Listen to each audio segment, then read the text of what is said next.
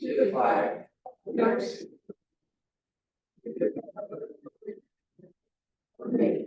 of God, indivisible, with liberty and justice.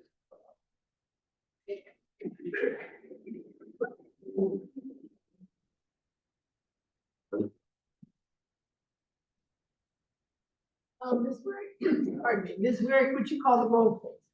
Council President Suzanne Souter. Here. Councilperson Joseph Day. Here. Councilperson Nerman Zubaka. Here. Councilperson Andrew Zelt. Here. Councilperson Brian Mataway. Here. Also present, Mayor Valerie Leary, City Administrator Anthony Natantillo, City Treasurer James Wisman, Chief of Police Richard McCabe, Building Official Jeffrey Bergstrom, and City Solicitor Michael Hoffman. Thank you. The first item of business is our minutes. We have two sets, one from the regular meeting of October 14th. Are there any questions or corrections on those minutes? I have one on page 12. In the first paragraph, in the third from the last and the last line, it speaks of that says that I spoke about a rental tax. I think I spoke about a lodging tax because that's what we were talking about.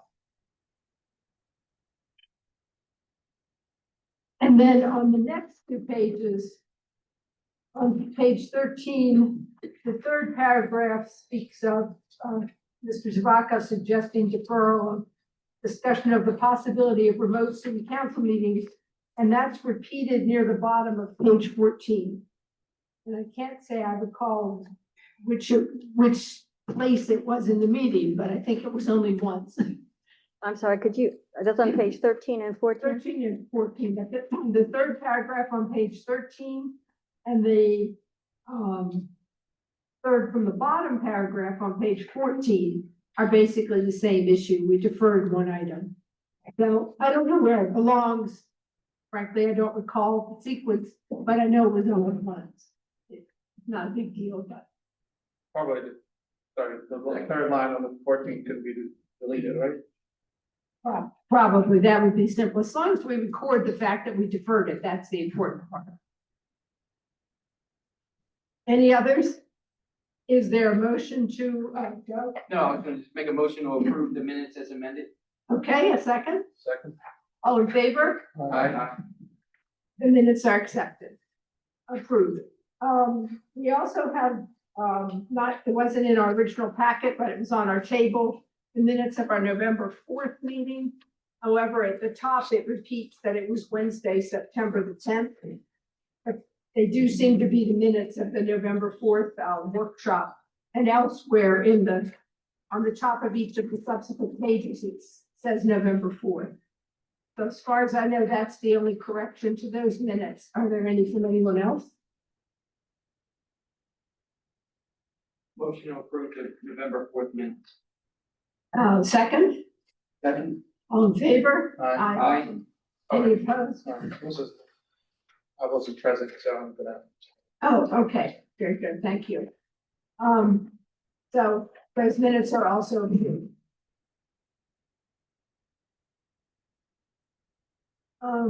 Mr. Whitman, treasurer's report, please. Yes, ma'am. This treasurer's report is as of October 31st, which is 33% of the year, 4 months. And so right now, as of October 31st, we have a total of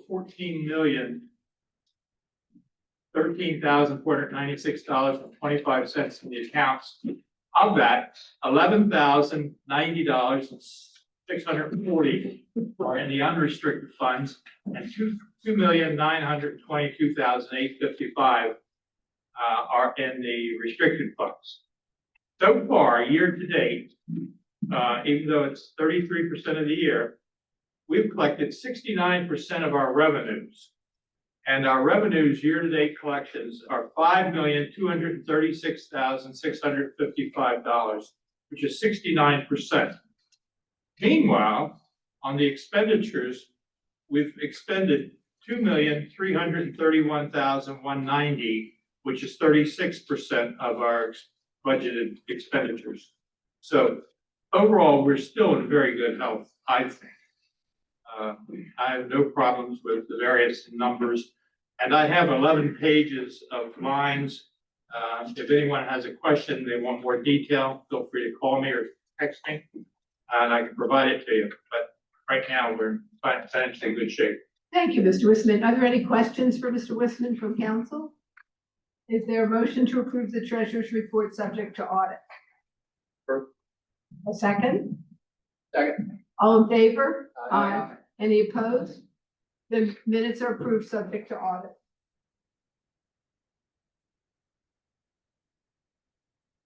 Ms. Tenton? Yes, I just have a couple of notes before I begin my report. On the treasurer's report, there is a note. I just wanted to point out the separation day account had deposits of $1,14,000, and the deposits were made into the wrong account. But there are other grants or other accounts. So we've made those corrections that you'll see in the next report. It just looks much higher than it normally is. So I just wanted to bring that to your attention. I also wanted to note that I would like to hold on to a resolution and an ordinance on tonight's agenda that we can talk about at a future meeting, and that is ordinance 225-561 and resolution 2025-53. They would like to be more appropriate at a future date. It's item 4 on the agenda and 7. Thank you.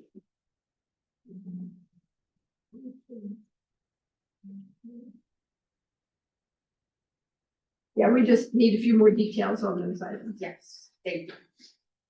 So I have an update regarding the Delaware Street Railroad Crossing Improvements Project. They have updated their new plans and passed it along to the city for our department heads to review, along with MSC, the police department, and fire department. And they have also sent it to Norfolk Southern for their review. If you remember, they just had to make some updates. It's been a really long time since they initially introduced this to Norfolk Southern, so they sent it to them again for their review and approval. And they have sent it to us for internal approval. And I've asked them to come to a future meeting, hopefully in December, to just share those updates with you. And it's pretty much very similar to what they previously shared, but just some minor changes that we want to present to you in the public. Tonight we have Will Mapco here to present the report on the historic area walkability study that we did in downtown. We'll soon be sharing a second date for the next walkability study, and that will be in the Dobbinsville area, and that'll be sometime early in the spring. So once we know that a date and location, we'll get a flyer out and share that. Regarding the Dobbinsville Fishing Pier, DENREC is continuing to work on permit approvals. We've worked with them to submit the wetlands and subaqueous land application to construct the pier and improve the parking lot. It's currently on a 30-day public notice for public comment. And I've also asked them to come to a future meeting to just provide updates on the project and discuss the timeline. Regarding grants, I'm still waiting to hear back on the cybersecurity and homeland security grants applied in July and August. A lot of the next couple of grants might have some delays due to the federal government, as that one deals with FEMA, so there will be delays in that. In August, we applied for the surface water matching planning grant, and we did receive that, those grant funds, which we're excited about, and that had to do with the stormwater system. In August, we submitted a Bike Delaware grant, a second one, for the design phase of the Delaware River Trail. We'll likely hear a decision on that grant in December, and we presented to their council in mid-October about the feasibility study and the hopeful next steps for the project. As discussed at the September meeting and approved via our resolution, we applied for an ORPT, Outdoor Parks, Recreation and Trails grant via DENREC. And again, we'll hear about that grant hopefully sometime in December. I have heard that they may be able to match a little more than we had initially hoped for, so that's exciting. But we're just waiting for an actual approval. Again, we continue to look for grant opportunities for the safer railroad crossings. I did connect with UDZPA and their grant assistance program to look at different federal grants, which of course are on hold at the moment. But we're hopeful that they'll come about sometime soon. And they did recommend that we begin this project with a feasibility study to determine how to make the railroad crossings as safe as possible. So we will look into that and I'll report back at a future meeting. And again, we're continuing to work on the Historic Preservation Fund grants for certified local governments. And hopefully I'll have an update on those in the future. We are working through the final design for the fence and water fountains for the dog park, and we'll have an update at the next meeting. Regarding the curb work and street work, that continues to be underway. We're hoping to wrap that up soon as it's getting colder. Regarding trees, we were awarded free trees through the Tree for Every Delawarean initiative through DNRAC. Through this grant, we planted a total of 23 new trees within the city in the past couple of weeks. We planted 8 new trees at Susie Park and 15 new trees at the future dog park area on Chestnut Street. And thank you to all the residents who came out on October 31st to help plant those trees.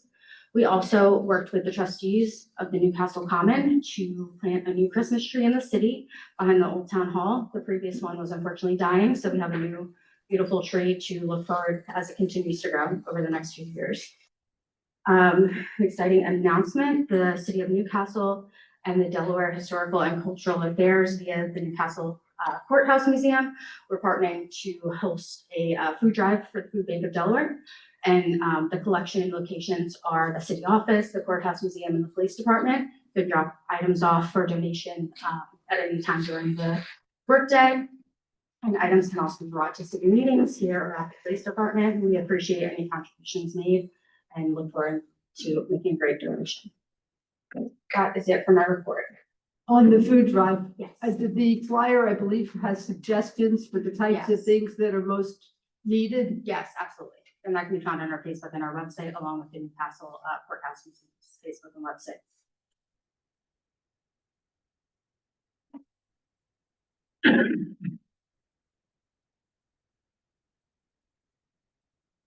Okay, thank you. Any questions from council for Ms. Tantillo? Okay, thank you. Chief McCabe?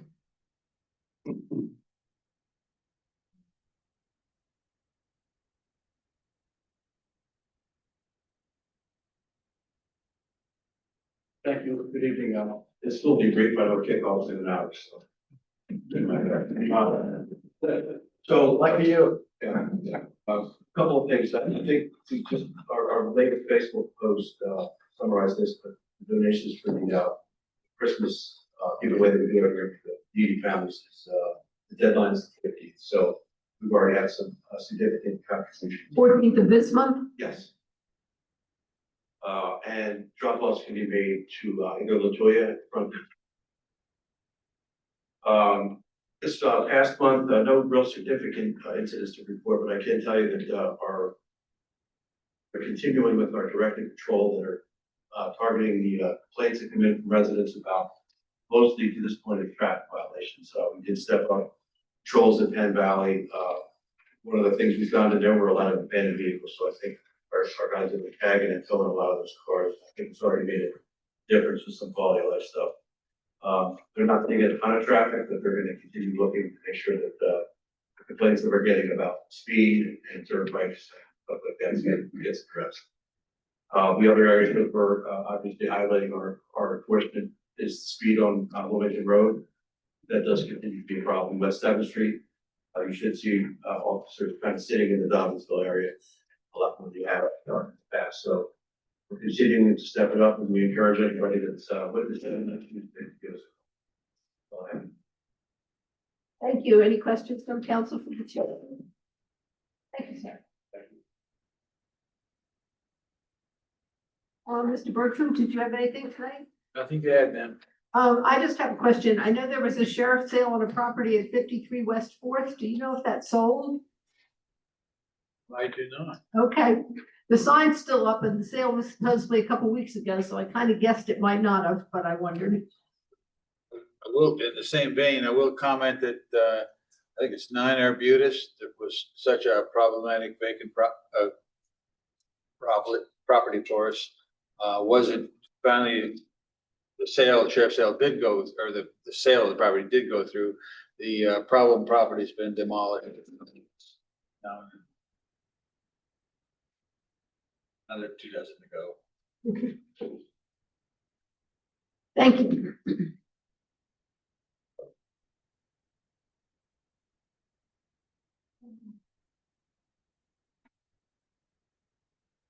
Council communications, we'll start with Mr. Day. No question. Okay. Mr. Zell.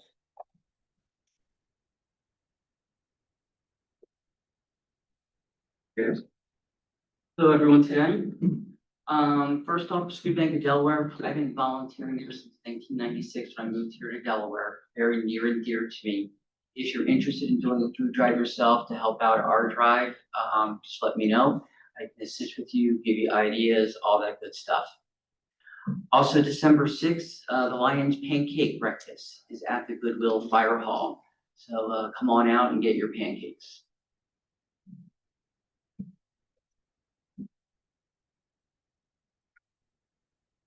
All right, thank you. Mr. Sparta. Hi, everybody. Good evening. Thanks for being here. I'll try to be short myself as well. We do have Eagles game tonight. Well, I just want to wish everybody ahead of time happy Thanksgiving. I hope everybody's able to spend some quality time with their families and friends and invite people over to your place or meet somewhere and share the blessings. I'm grateful that we have so many drives for different goods. So hopefully that we can help other people in need as well.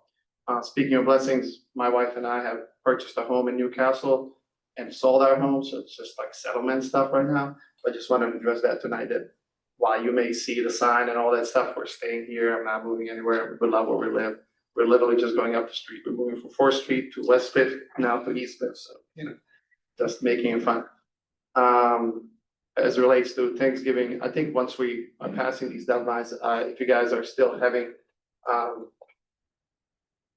non-perishable foods, school supplies, if you have, toiletries, Coach B's Kids Foundation is also, having their own drive from October to January. So once all these other drives are over, and you still have a desire to help out, local families in need, the drop-off location is Newcastle Elementary. Feel free to reach out to me. I'm happy to pick it up as well. There's ability to donate online, but I'll have to check in that and get back to you. But that's what I have, and happy Veterans Day. I appreciate us moving this meeting today. Thank you, everybody who served and who currently serve, keeping us safe. Thank you. And congratulations on your new house. Thank you. And Mr. Madwick. Good evening, everyone. This coming Wednesday at 5:30, the Heritage Commission, Mr. Dick Carter and Tom Summers will be visiting with us at the library on Delaware Street. They will be presenting on oral history. The hope and prayer is that this can become a launching pad for something for us in our community where we can have generational conversations to make sure that when our ancestors die, the libraries don't burn down with them. So please be mindful of that coming up this Wednesday and look forward for future engagement events going forward. On 2 consecutive days, 2 people reached out to me who don't know each other from Adam and said, basically, hey, Brian, you know anyone in need this coming Thanksgiving? There were representatives from the Bethany UAME Church, and then an individual angel who said, Brian, you better not say my name. I say that to say, if anyone is aware of any family in the city of Newcastle that is in need during Thanksgiving, please reach out to the city administration office. Please reach out to myself. Please reach out to any of my colleagues behind this desk, and we will make sure that the kind generous donations that have been offered up will get to these families. Chief, I know you mentioned you all do a great job with the Secret Santa initiative. I think we can go all in, and as a person of faith, I kind of felt it weird, but kind of apropos that people came to me saying this on 2 consecutive days, and I was led to to hope that in the future that we can have a Thanksgiving similar drive on a going forward basis in our community where we support those families in need with food for Thanksgiving. On December the 6th, we'll be standing to help tackle food insecurity. The Food Bank of Delaware is bringing their mobile food pantry out. We'll be standing with the Board of Health and at the Harvest Christian School at 1101 Delaware Street. We'll start at 10 o'clock in the morning and we'll go until the food is emptied out. Back in September, we had a health fair that was attended by hundreds of people. And the Board of Health and Ms. Tisch circulated a survey. And one of the questions was around what types of things do you want in the future? And a resounding answer was things about physical fitness. And unfortunately, presently, we don't have a Parks and Recreation Department in our city. And so we're looking to leverage existing events that we have in our town, promote physical fitness, and we'll continue to do that. So December the 7th, our friends at CCD will be hosting this 5K, and we've created a Newcastle Family, Friends, and Neighbors Committee. And there's a $10 discount with the code CRYER10. We know that our friends with Attack Addiction will also be having a 5K, and our hope is to do something similar for their event and also for any other events in town to promote physical fitness and community togetherness. Finally, I'd like to acknowledge our business owners, the museums and historical sites in our town that contribute to tourism, to say thank you, but also to offer help. We're coming to help further your mission because your mission is our mission. And I want to do this because this is something that I promised during my campaign about 2 years ago. And so Centillo has behind us, there's a website that's visited by hundreds of thousands of people called visitdelaware.com. And so about a week or two ago, if you went to this website, I'm sorry, we're having some technical difficulties where we cannot access the website. But a couple of weeks ago, if you went to the website and you looked to sign up for e-news in regards to things that are happening in Delaware, these are the different categories that you could select to get notices from. Well, I approached them and I said, there's a problem here. You don't have anything about history. And so they now, if you go on their Visit Delaware website and you go to e-news, you now will be able to click a link and get information around history, and that will directly link up the city of Newcastle. Additionally, on the same website, there's a drop down for regions and cities, Dover and Wilmington's reference, and a bunch of beach towns, no Newcastle. I said, you can't have this without Newcastle. So the Delaware State Head of Tourism is going to be working with us. We're going to work with her. We love to work with this great team, and we're going to get Newcastle on the map, and we're going to properly give the history and the resources that we have its just due. Also, within the same extensive website, there's a link called tourism. So for my businesses and restaurants out there, you can actually, for free, upload a description about your business on this great website that's visited by hundreds of thousands of people. I've looked, there's only a couple of restaurants from our town that are there. So we want to go out to them and make sure that they know that they can advertise for free on this website. So we'll be doing that. The tourism board in the state of Delaware and the small business organization are one and the same. And so I've met with them and I've implored them, and small businesses will come into you. We're going to meet you where you are. They're going to come out and we're going to go door to door with handouts about marketing materials, about materials and resources that can help you be successful, because if you're successful, we're successful. And then finally, we're going to, we know you're very busy and running your businesses, but we're going to work with you and we're going to try to set up a symposium or workshop or the same Small Business Administration is going to come out and meet with you and talk with you and give you some resources to help you out. Thank you, Council President. Thank you.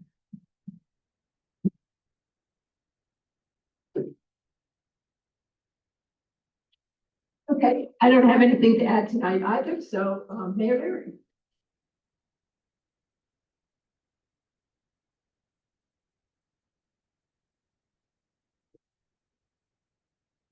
Good evening, everyone. As was already mentioned, tomorrow is Veterans Day. And I don't know how many of you actually know the history of Veterans Day. It used to be called Armistice Day, and it was to acknowledge the end of World War I that ended on November 11th in 1919. The DRBA at the bridge does have a ceremony tomorrow at 10:30. And at 11 a.m., they do mark the 11th hour of the 11th day of the 11th month with a moment of silence. So if you're not working, try to head out there and join everyone. The Goodwill Open House was really a really good time. Tons of kids out there. And there was a lot of who won some great essay and art awards. Trick or Treat, I think, was a fabulous event this year. I swear I saw more kids. And the thing that struck me more is I saw a lot of kids that said thank you, because that's not always been in the past. And a lot of the parents who were like, happy Halloween, and thank you. So that was really nice. Of course, I sat there on the step wearing my green wig because I had danced with the Newcastle Crones earlier that day. And if you did not get to see the video, you'll find it on a number of people's Facebook pages. And thanks to Fee and Shannon who organized that event. The ad hoc group for the Spirit of Christmas 2025 would like to extend our heartfelt thanks to everyone who attended yesterday's meeting. It was truly heartwarming to see such strong community support and enthusiasm. The ideas and feedback were wonderful, and we're going to do our best to incorporate it as much as possible. With only 5 weeks to go, things are moving really quickly. Phone calls, emails, conversations on the street are all happening as we pull this together. Sponsorship requests have already been made to several businesses and organizations, and a few attendees from last night have kindly offered to make donations. All sponsorships and donations will be processed through the city, and acknowledgement letters for their donations will be mailed in January. We're grateful to the city administrator for assisting with logistics and coordination for this event.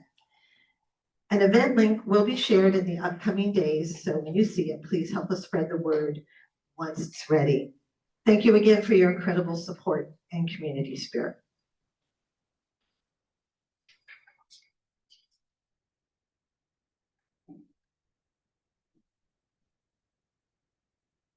Thank you.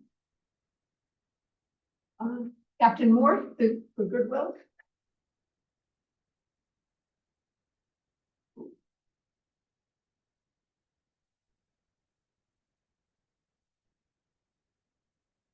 Good evening, everybody. Last month, I had said that we had a little glitch with the bar recording system, so the numbers are inaccurate. That's been resolved, as you could tell by the numbers, they were chopped, so that's a good thing. So hopefully that's behind us. Want to thank everybody for coming out and supporting the open house. Without everybody's support, you know, it's not a big and successful event. So congratulations to the winners of the presidency. That's for a lot of hard work on that. So as we come up to December, holiday season with Santa Claus and everything, Operation Santa for the Goodwill Dog Company will begin December the 9th, Tuesday. More information in reference to the schedule will be coming out. It'll be on our Facebook page, it'll be on our website, and in case weather does not allow us to come out, to whatever area. We do have, 2 or 3, rain make updates, or community updates. So whatever it may be, in order to catch up on any development that we want to get to. Lastly, while you're at the open house, we always have, some sort of, event, that goes on, whether it's like electrification or something like that. This year, we happen to have 2 events, one planned, one not planned. Over in New Jersey, there was a small plane crash, that, had an incident over there going to a marsh. 2 of, our personnel from Good, Dr. Chief Baker and Captain, Ben Worley, part of the Delaware Air Rescue Team, along with the Delaware State Aviation Division. They assisted with that. So they went over there, they were lowered down by helicopter. They assisted the 2 personnel from the airplane. They assessed them. They hoisted them up and they brought them to safety. So congratulations to those guys, going above and beyond. A lot of members at different fire companies, they're not just firefighters and EMTs, they're also part of federal training with different organizations and that kind of stuff. So it just goes to show that hard work and all it does pay off, and you're never going to wait to call it too. So it's not only an in-state thing, but we also assist with that. So that's all. Thank you, Captain Moore. Okay, public comments. The usual thing, we have a sign-in sheet on the podium. Please put your name and information on that. Each person has 3 minutes. Mr. Zelt has the timer. So who's first?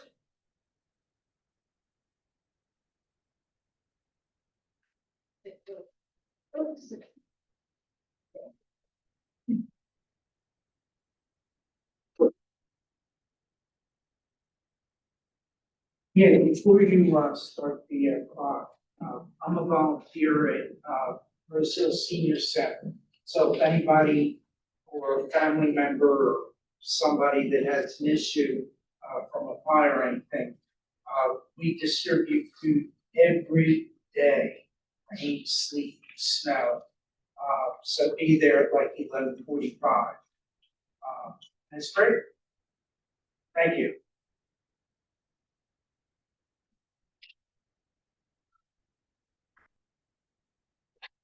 First, I'd like to address that dog park again. I have not gotten any correspondence, any proof that there was a workshop done for the community other than a survey done ages ago and was incomplete, did not go into detail. So I'm gonna ask one last time that that project be put on hold. That's the right thing to do. In the spring, we can revisit it, see how the funds for the city, because with tax increases and other issues going on, I think it's inappropriate to go forward with it, especially with the example of the playground getting sponsors and donations, which precluded most of the costs. So again, it's on record now. I'm asking that it be put on hold. Number 2, with the motion on a Stephen Franklin, great guy, but I think we have Cynthia Batty, who kind of balances out the news and reporting from each committee. So I honestly, unless it's really important, I don't feel that another person should need to be done for that. As far as the homes, I worked at a couple of area hotels. There is zero need for any stays in our city other than like a week vacation stay or a year lease or 2-year lease. This 30 days, maybe 45 days, got us to a situation at a workshop the other night. I had enough. You guys are playing too many games, making decisions on your own, voting on things without proper public input, because you're not advertising the meetings properly. I stormed out, and I have never seen in my whole 11 years of being here, other people storm out. There were only 2 people left in that meeting. Everybody else stormed out because the public is tired of you doing stuff on your own. Or making decisions where you brush off community comments and doing it on your own.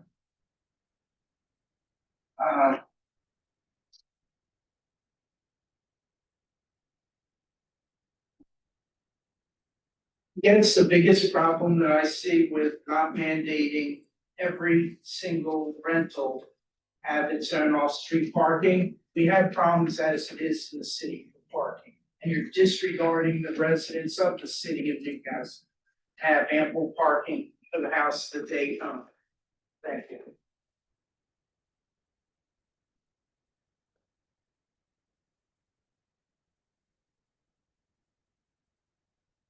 Anyone else?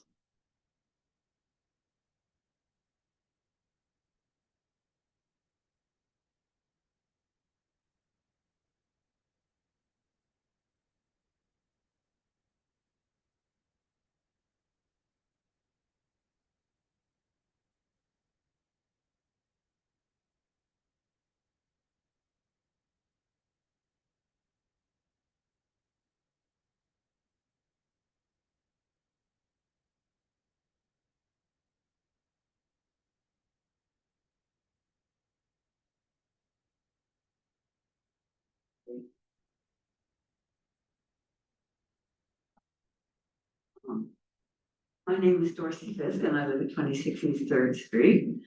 And I want to say that the members of council about the resolution that I handed in last month. Despite the letter I had from Council President Suzanne Souter, I am not withdrawing my request that at some point in the next 3 months, the council put the resolution I have submitted on your agenda for discussion, possible changes, and a vote. President Souter gave several reasons for not wanting to do this. The first, open quote, that many in town agree with you about the resolution and some would strongly disagree, unquote. Disagreement is no reason for not discussing a possible course to take. There should be open discussion by council and by any citizens who wish to comment. This is democracy. Her second reason was that, open quote, passing such a resolution would greatly diminish any chance of Newcastle receiving the federal funding we need to address the flooding issues we face, unquote. In this current climate with this administration and this president, who calls the citizens of blue states the enemy within and is trying to attack and cow them with our military, the possibility of our getting federal funds for anything else is so remote as to be non-existent. This resolution, like at least 85 and 23 states, which have either been passed or in the pipeline, is merely laying out the facts of what has been done to the people of this country and to our rule of law in the past year. When you consider that Delaware and Newcastle stood in the forefront of the American Revolution in 1776, it would be shameful not to address once more the injustices that are being done to us. As to help with flooding issues, I suggest that the trustees should be asked to help with money from the trust, which is for the use and benefit of the Newcastle residents. My second comment is to ask what council has done with respect to the data center, which is currently before the Newcastle County Council, and whose enormous use of electricity and water would have a very deleterious effect on this town and on the entire state. According to Spotlight Delaware, a possible majority on the council are looking at allowing Project Washington to create the second part of this project without regulations that would assist in controlling it.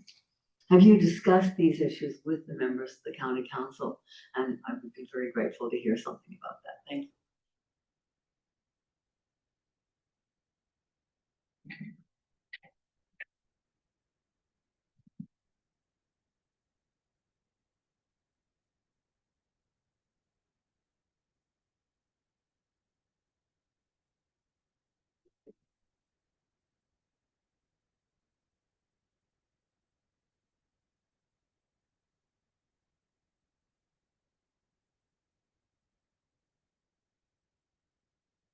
Ron Miller, 124 East Third Street. I want to register my displeasure with what has been happening here with the Spirit of Christmas event.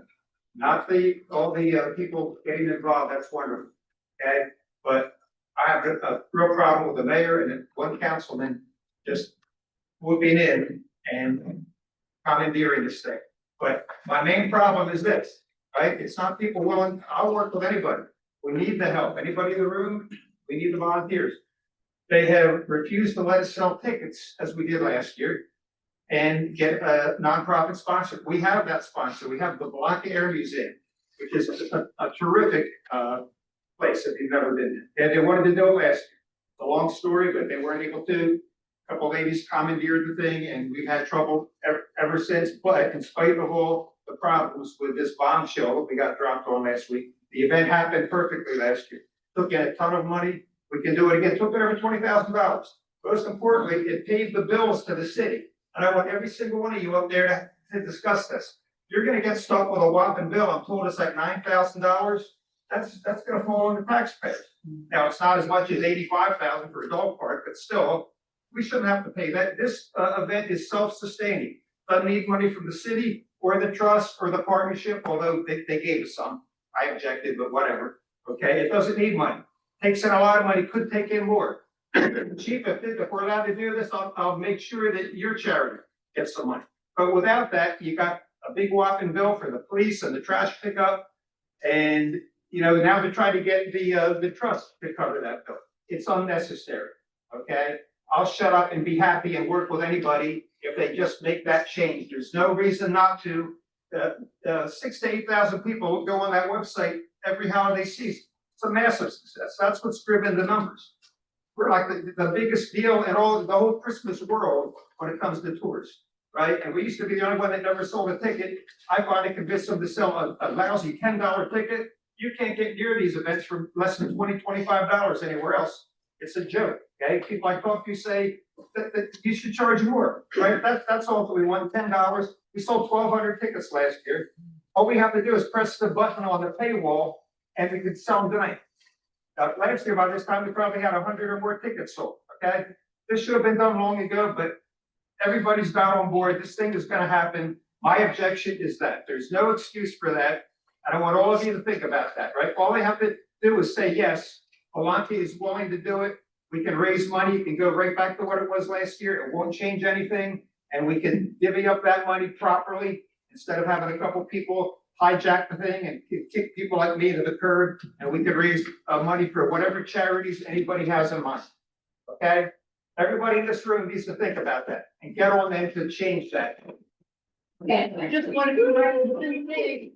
There is currently no plan for city taxpayer money to be used to support Spirit of Christmas. We are recruiting sponsors and donations to cover the costs. Our goal is to be net zero, to cover all the costs. Okay, anyone else wish to make a comment? Could I respond to Mr. Miller really quick? What's coming to this point? Go ahead. Thank you. Mr. Miller, actually, I was approached by Mr. Bill Boyle, who's president of Blanca, last night after the meeting. And he clarified with me that at no time have they offered a sponsorship to Spirit of Christmas. I don't believe that. They need to get approval, that's all. They need to have to put it to a vote, but they want to do it. So I had the exact same conversation before Mayor Leary came up and he told me the same thing. So it's a fact. I find it hard to. Okay, let's move on, please. I would say, like to just say that my understanding is that excess monies in respect to last year's Spirit of Christmas will be granted to the Historical Society, the Reed House, Buttonwood Colored School, and the Blanca. Who made that decision? The people who managed it last year, not that that wasn't the city. It wasn't a carry forward. Well, what happens this year? I'm not involved, I can't speak to it. We, as I said, we hope to make There's it. no plan. Mr. Miller brings up some excellent points. Okay, the city should be involved. You got mayor and a council person out pimping people, trying to get sort of soliciting for donations. That's not right. The president just stated it would be net neutral. Well, no, it's not net neutral if you have city employees working on it. Okay, you have city employees working on it. You have police officers, you have trash, you have the administrator herself. Yeah, she gets paid quite well, but that's pleasure point. Anytime she puts to that, it's money away from the taxpayers. This is wrong. This is 100% wrong. Who appointed zealots? Who appointed Leary? Nothing. You talk about no kings, there's your king and queen. So this shouldn't go anywhere, it really shouldn't.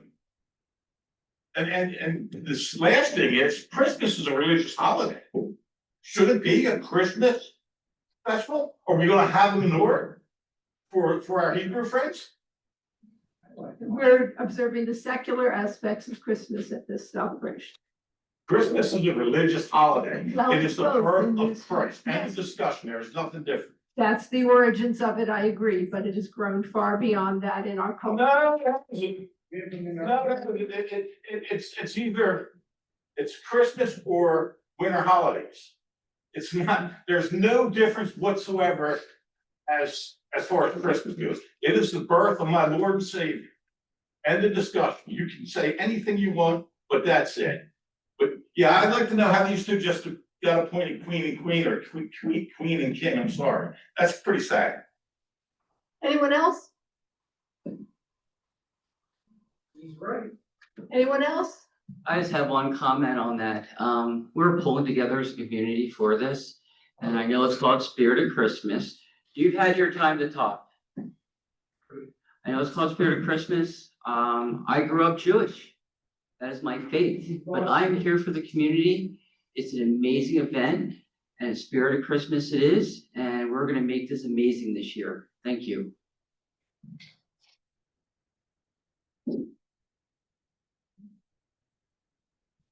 Okay, any other comments today? All right, then Ms. Tentilla, will you introduce our speaker from Wilmotco, please? Thank you. So we held our NAFCA walkability study back in, was that August?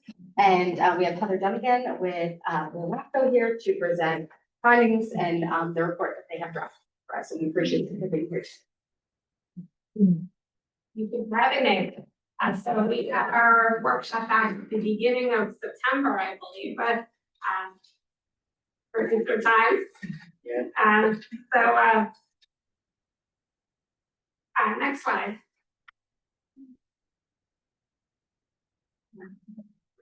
So don't think I need to tell any of you, you live in a walkable community already, that there are enormous benefits to continuously working to improve the pedestrian friendliness of your community, building that sense of community, supporting our businesses with more foot traffic, providing affordable recreation and transportation options, keeping our communities healthy.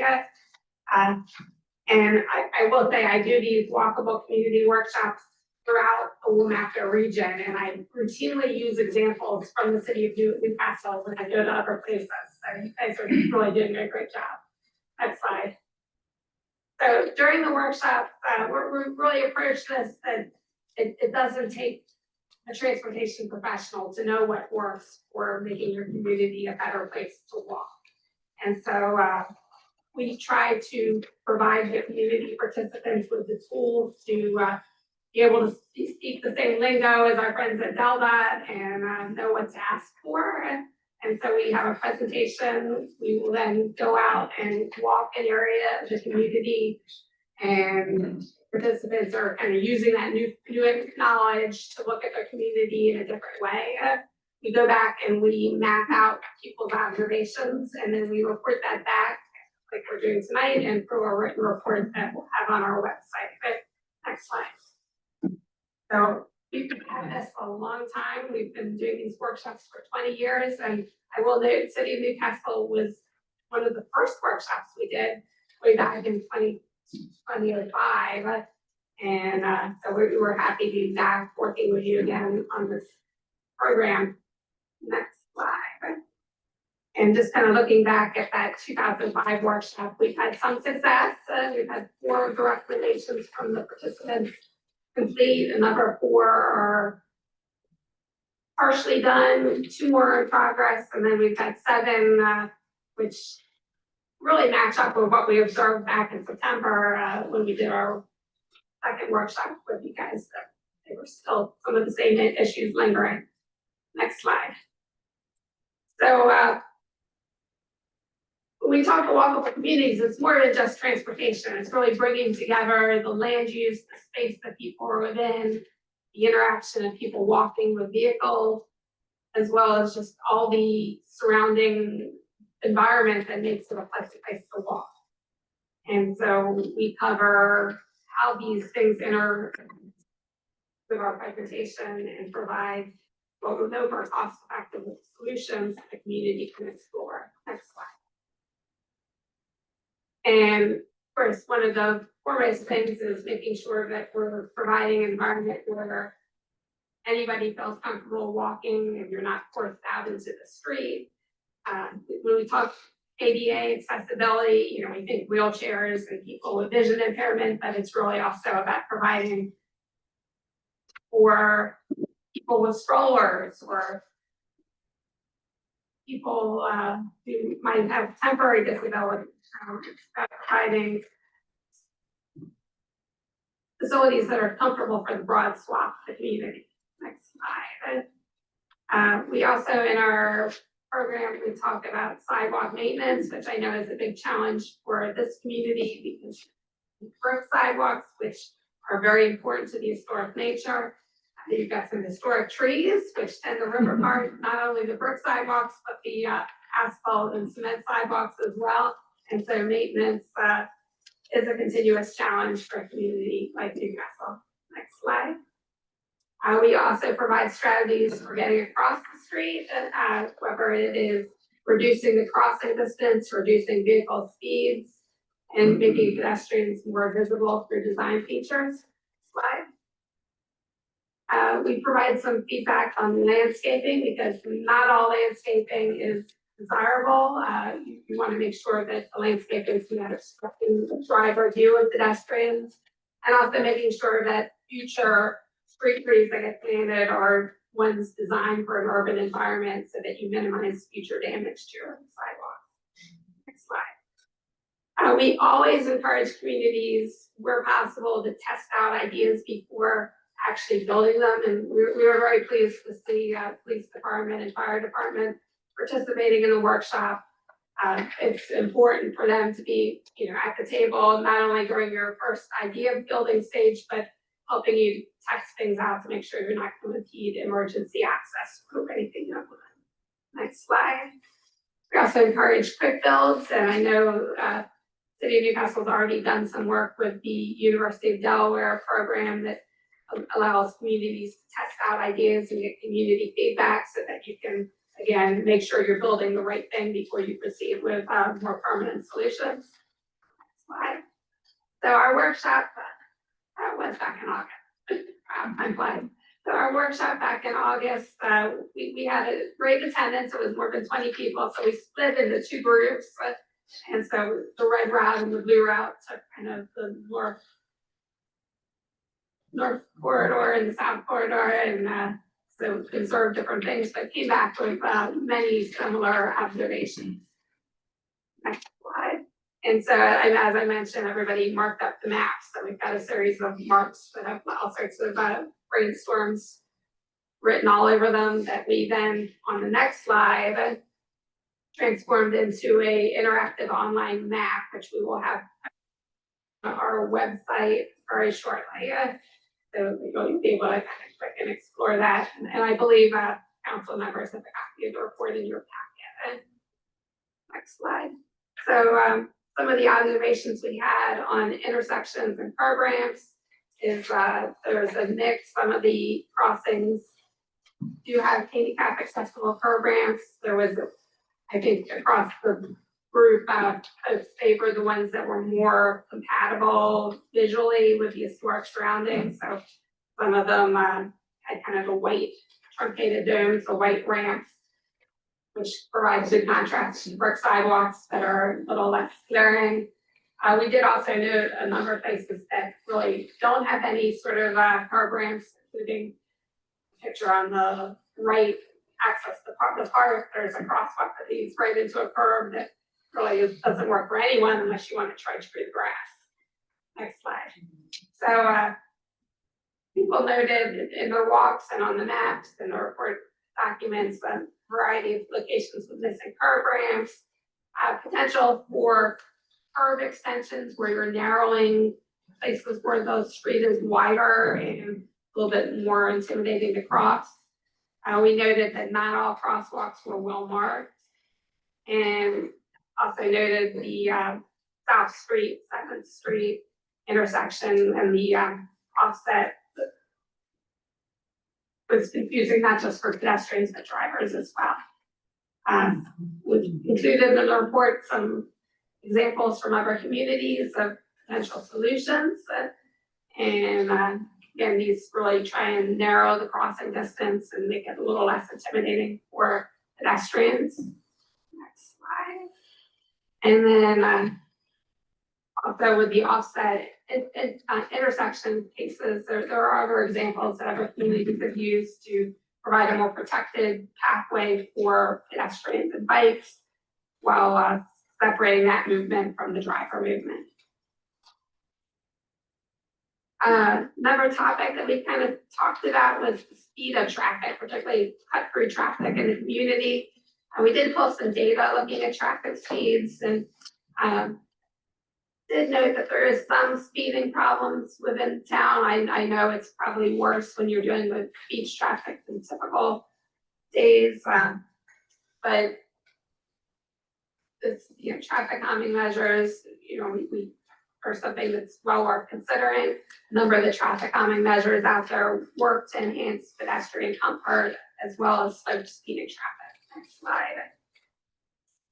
So some examples on traffic calming measures, again, you're slow speeding traffic by narrowing the road, which again, if you're combining that with crosswalks, reduces crossing distance. You can combine that with narrowing the road with green stormwater management.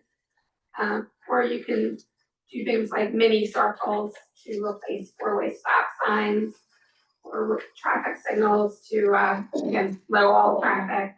If I know there's an issue with four-way stop signs and people down for them.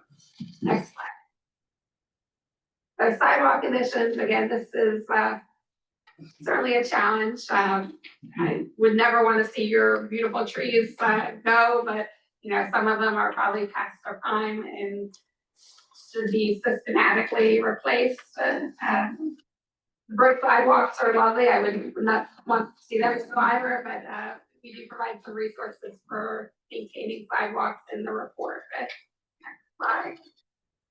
And also noted a few places where there were some missing sidewalks and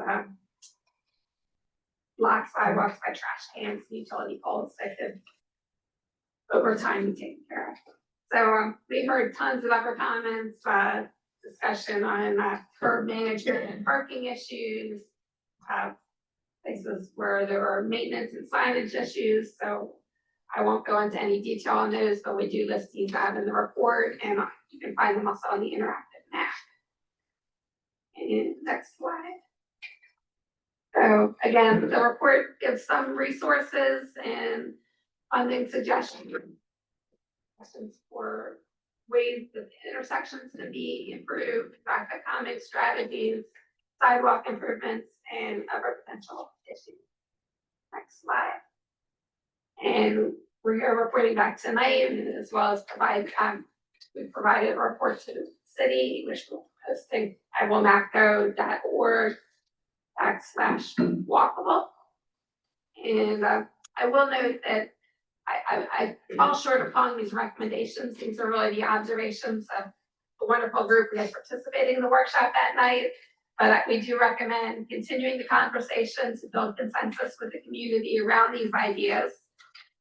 Please do continue to reach out to WMACCO to use us as a resource, as well as we're reaching out to your elected officials at the state level and at DELDOT resources to help funding these. And we look forward to coming back in the spring when the weather is warmer and the days are longer to have a workshop in the Dobbinsville area. And I'll take any questions. Questions from council? So in the presentation that wasn't handed out, I guess it was about 4 years ago, you had a workshop and talked about, different ideas. We had one on Ferry Cutoff, we had one on Washington Street. It sounds like they're great ideas. Question is, when's it gonna happen? And it's been many, many years. The concept seems to say, yes, we should do it, but then it's crickets.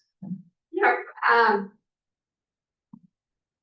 the transportation plan that we worked on with City of Newcastle really focused on bigger, more expensive ideas. So for this process, we always really look for what are the low hanging fruit? What can we do with signage, striping, things that can be done within your public works department. And the other plan, unfortunately, goes into the pipeline and competes against other projects throughout the state of Delaware. They do score high in WMACCO's project prioritization process, but I can tell you we're about ready to start development of our next 4-year capital program, and DELDOT's proposed adding 3 projects, I think, statewide, and none of them are in Newcastle County. So I am no more happy about this than you are. It's very hard to go out to communities who have worked very hard to come to a consensus on what they need and tell them there's no money, but a lot of the federal grant programs have been put on hold. We're waiting for funding at the federal level, and until that happens, DELDOT's really nervous about adding new projects. Thank you. Heather, thank you, and it's been a pleasure to work with you all. Councilperson Zelt, the WMAPCO team, with respect to the Washington Street and Ferry Cutoff, did put us in contact with someone at DELDOT. That specific question did arise with this, saying how can we get this on DELDOT's radar to really do. So they put us in contact with someone at DELDOT to continue in contact. I'll be happy to share that information with everyone here. Additionally, the WMAPCO team is working to secure some GPS data for us in regards to 7th Street specifically and cut through traffic. The hope is that that can be real tangible data that we can show as proof and wave to our county, state delegation, et cetera. And they're also working to get us some real demographic information in regards to, and we can work with our city planner on this as well to get us demographic data from, say, the Strand to like 7th Street with the American Community Survey to really speak to the age demographic of people within that radius. That we then, because we know and we believe that it tends older, right? And we know that generally speaking, older people can have some mobility issues. So that then can be more data for us to kind of show our story. And then I would just ask Ms. Cantillo, if you could make the report that Heather's representing available on our city website at a moment in time. And the demographic data that I was referencing speaks to within the actual report that they did, it talks about like Newcastle, but it doesn't speak to demographic information for the covered area. And so we believe that when we have that information, it will be more of a tool in our toolbox. Thank you. I just want to share the report is on the website for today's packet, but we will put it separately as a highlight so that everyone has access to that. And we'll share the link to WMAPCO as well. Thank you, Heather. Thank you. Any other questions from council? Just one. So, I assume we would take this and prioritize it, and we should be able to go through a TAP grant, right, from Delta? To do at least some of this, Yeah. these here. Yeah. Okay. So, we expect the call for projects for TAP will be in the spring, and we used to do them always in the fall, and, again, Belmont's nervous about having projects down until the reauthorization happens. But, there should be some money available in the spring, so. Okay. Project and for that, and then also I'll remind you that your state elected officials have community transportation fund money, that go towards TAP like projects. Also keep an eye on, Belmont's paving schedule, if anything that's, state road, going for paving rehab, they can tack on additional roads. Yeah, it would be nice to prioritize and, you know, I mean, start knocking some of them off even through the TAP grant. I know there's a match with the TAP grant. But it still would be nice to get some of these done. Is there a minimum on a TAP grant? Not a minimum, no, Okay. maximum's about $1 million. Right, okay, that's what I thought. I wasn't sure about the minimum. Thank Yeah, you. Small is good. It would definitely be, my intent to apply for a top grant, so maybe in a future meeting, we just talk about prioritizing this and, you know, how we want to go about this. Thank you. Yeah, thanks for coming tonight.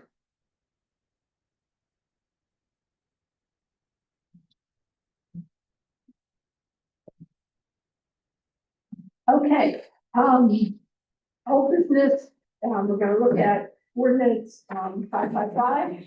We have been, I guess it's just a little over a year now that we've been looking at this issue of short-term rentals in Newcastle.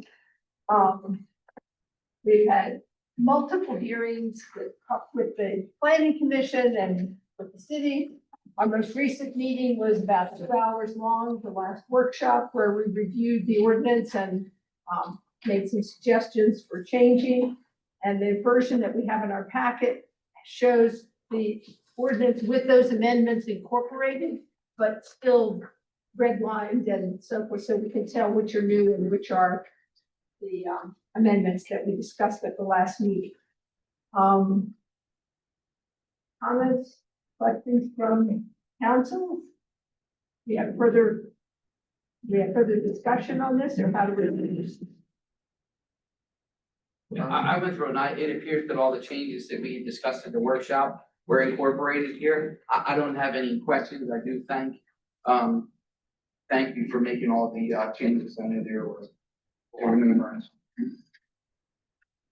Yeah, I looked through it too, but it's good to have multiple sets of eyes because it's a complex ordinance and we made multiple suggestions. Right, yeah, I wanted to thank you guys for organizing a workshop. I unfortunately wasn't able to make it due to scheduling conflict, but I have short 3 comments, I believe. One is that I like the 1%. I know there's a debate between the 2.5 and 1, or, you know, number in general, but I stated in the last council meeting that I like starting on the lower side, and then as we see the growth of, you know, Airbnbs or short-term rentals with successful implementation of what we have here, then, you know, we can look into expanding it. But once you create it bigger, then it's kind of harder to, you know, reduce that without grandfathering in those places we see for the language here. My other comment is about the inn, and just I totally think, first of all, current inn as well as the current Airbnbs being grandfathered by this makes sense to me a lot. It's kind of typical, when something happens and you already have people conforming to the code as is. But my thought is, like, if there's a new inn in town wanting to be open, I don't know if that's ever gonna be the case, but, you know, 50 years from now, you know, or whatever. Just wanna think about that scenario here as well, because the language currently kind of exempts inns from almost entire ordinance in a sense. So I just wanted to bring that back for conversation potentially to see if we can, you know, while we're grandfathering in current inn, you know, I wanna make sure that we're having, you know, sensible, you know, requirements for the new inn that will come in town, potentially. So that's just one thought there. And my last thought is the off-street parking. I'm going back and forth between, because, like, if you live in that same B&B, you would probably have a, you know, you would park on the street as well and your spouse, so like you probably have 2 cars yourself parked, so like to require now off-street parking, it's kind of cruel, but maybe it's not cruel beyond 2 cars, right? Like if there's more cars than 2, then off-street park. So like that's just part that I missed in the last meeting that I'm trying to grab to the minutes, kind of like where that conversation happened. So if you guys can brief me on that or check my logic of some sorts, just curious about off-street parking there as well alongside it. Thanks. Mr. Mallary, I don't mean to cut you off, but I did want to ask, Mr. Hoffman a question. If we pass it with the 1% limit and to the people here who perhaps weren't at the workshop or haven't read the minutes and so forth, what we proposed at the workshop was the amendment or the ordinance as submitted to us by planning put a 2.5% limit per zoning district for all zoning districts, both residential and commercial in the city for short-term rentals. And what we discussed at the workshop was having no limits in the commercial district, because many residents said that's where these things belong, in the commercial district, not in the residential district. And our historic commercial district is quite small. So if we make the limit everywhere, it's gonna basically push them into the residential district because there's not that many properties available in the historic commercial district. So the proposal that's incorporated into this revised ordinance is to eliminate the limit in the commercial districts, and that would include the gateway districts, but lower the percentage that's allowed from 2.5% to 1% in the residential districts, which there's a part. Happy to read it or In the give you the minute. paper right here. I think it would make it a limit of 5 in the, yeah. Right, at one, right. I got it different backward. So at 1%, it would be 5 in the historic residential. We already have 3, so that would allow 2 more. It would be 6 in the R3 district, which is multifamily dwellings. It would be 4 in R2, which I think is duplexes. Correct me if I'm wrong. And it would be 8 in the R1, which is single family homes. So, and that's the proposal that's in here now. If in the future, this is my question for Mr. Hoffman. So let's say we pass it with that 1%. And in 2 years, 2 more short-term rentals have opened in the historic residential. So we're maxed out. And we found it really wasn't causing a problem and we wanted to expand. How complicated would it be to have an ordinance to simply raise it from 1% to 1.5% or 2%? Could we simply do that with a fairly straightforward ordinance? Yes. I mean, it would have to go through the usual go to planning because it involves zoning, but it wouldn't be nearly as complex as this whole thing has been. Well, no, it would be just be a single ordinance that would increase the percentage, go through the process. That's it. That's it. So if we pass this as it is tonight with the 1%, we could see how it goes. I mean, one new one opened a year ago. I don't know when the other 2 opened, I think several years before that. So we don't have like a huge number of people wanting to open short-term rentals in the historic residential area. And to the best of my knowledge, we have none in our other residential districts at this point. I went through the Airbnb and VRBO listings for Newcastle, and I found none outside the 3 that we know about in the historic residential district. There are some that have a Newcastle address, like there's 2, I think, in Collins Park, but that's not in the city of Newcastle, even though it has a Newcastle address. We all know about that confusion. So I just to kind of give people some context for this ordinance and the amendments that we've made. Yeah, I like that. I like that starting low and seeing, how, like that. I think that's an easier way to kind of sell and process it honestly, because obviously there are issues. They're going to be dealt with through, things that we outlined in this ordinance, but also it's better to deal with less actually. And I think it's hopefully something that residents can appreciate, that, you know, there's a little caution we're taking here with this approach, and that can be modified if it's successful. And I did like the commercial change too. I think that's great. We talked about it as well. So that makes a lot of sense. Because our commercial district only has, I think it's 31 or something parcels. So 1.5%, 2% of, even 2.5% of that is less than 2. And the ordinance provides a minimum of 2 allowed per district. So we have 2 in the historic commercial district, not counting the Terry House, because that's excluded from the inns, that's considered an inn. So we'd already be at our maximum in historic commercial if we passed 2.5%, including the commercial district. So again, just to give some context. Mr. Mataway, did you have any comments? I didn't initially, but I thought of one. Everyone was talking. First, I want to thank the Planning Commission for all the work and the input from everyone and the work of this council to get to this place. I would like to ask Ms. Tintillo and her staff to create a separate licensing form, right, in respect to short-term, you know, however this pans out. And then to also, again, however it pans out, on the form itself to delineate or have a mechanism to track in which zone the said new business would be in, right? Because we want to be able to say, you know, someone's at 1% or this one will take them over 1%, right? Thank you. I can just add on to that, besides the form, is creating a page on our website to identify how many are available, how many we're allowed to have, and how many are actually have already been taken.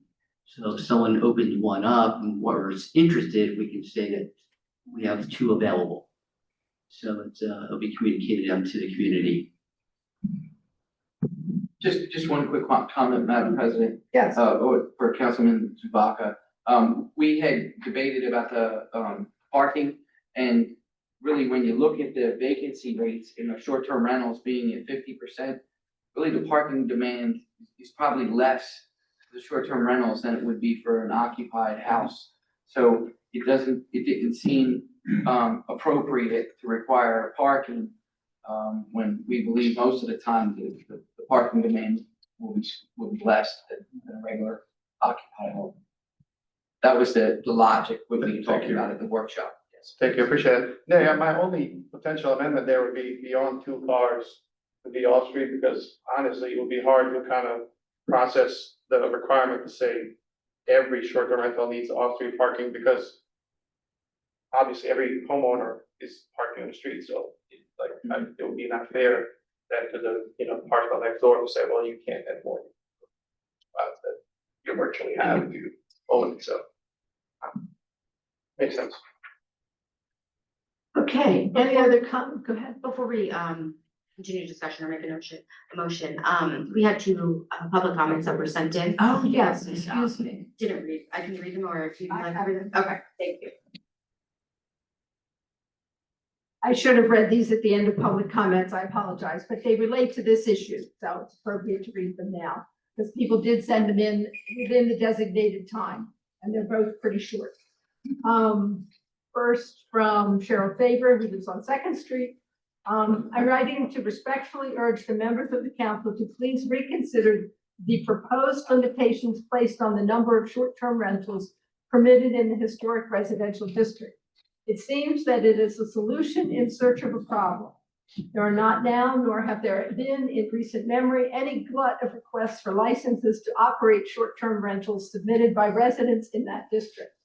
I strongly urge the council to reconsider imposing regulations for possible commercial activities before such activities have even been proposed.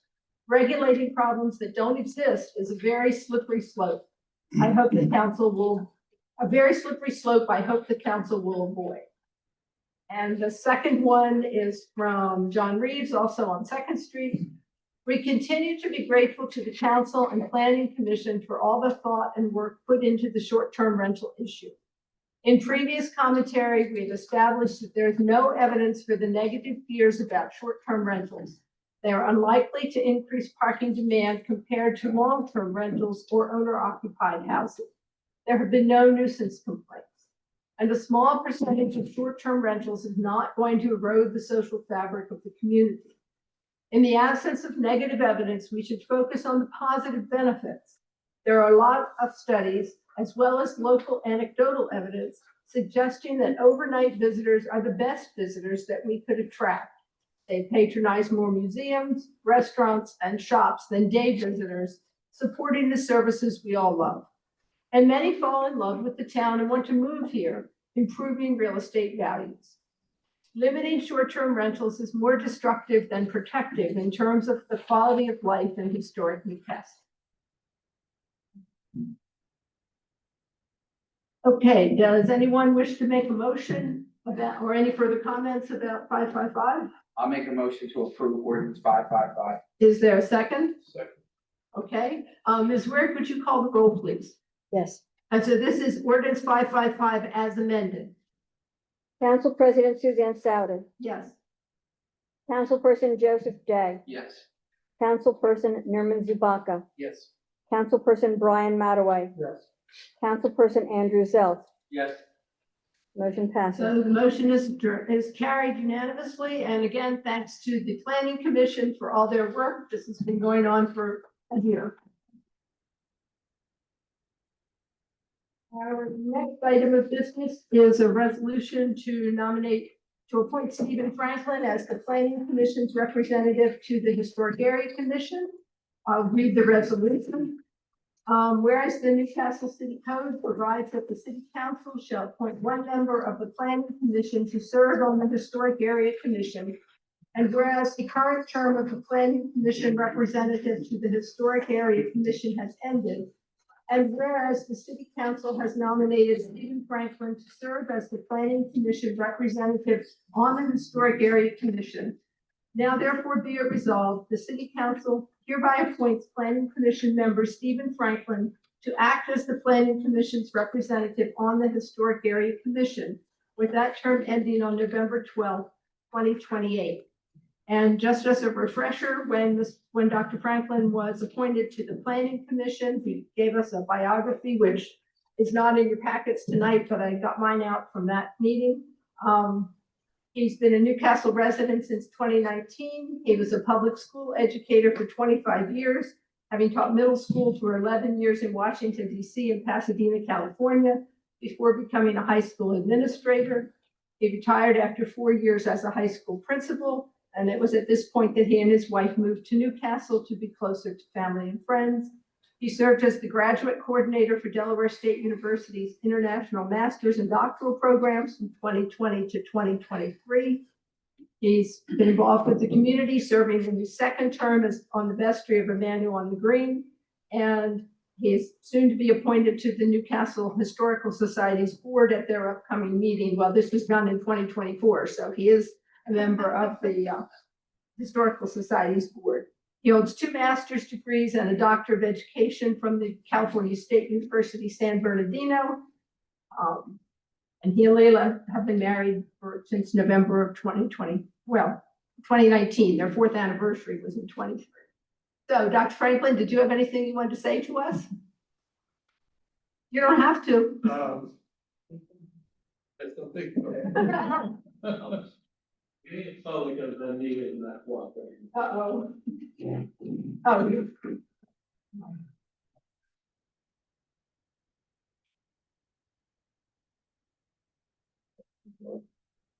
Yes.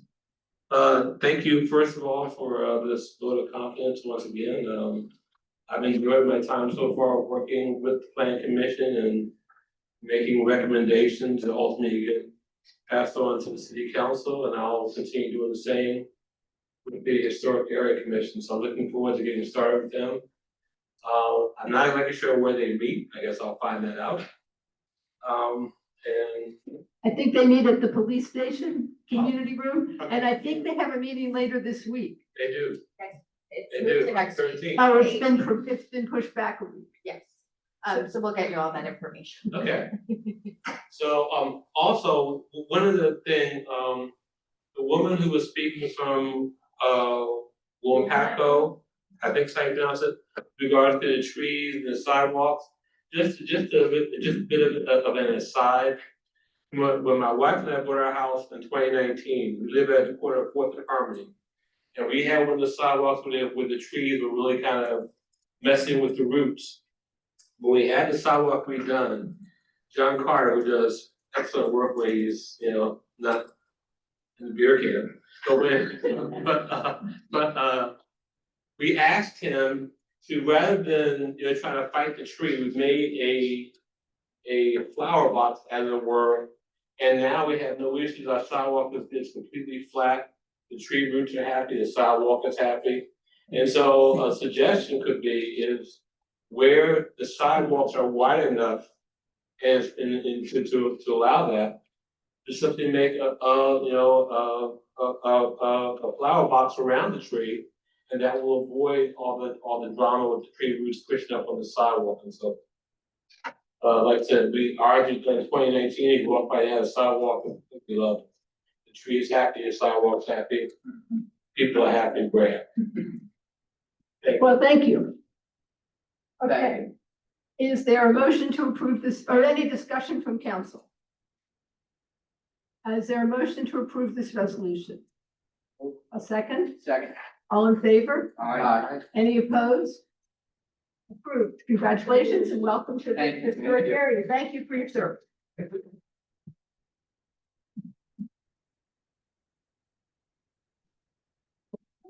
And the next item is the reappointment of David Bechtel to the Board of Health.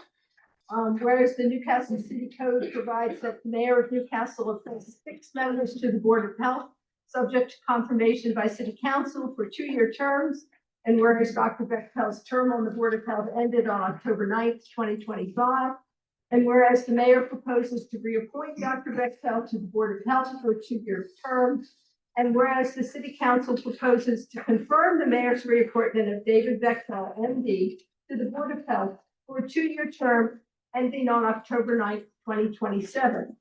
Now therefore be it resolved that the City Council hereby confirms the reappointment of the following to the Board of Health, David Bechtel, MD, term ending October 9th, 2027.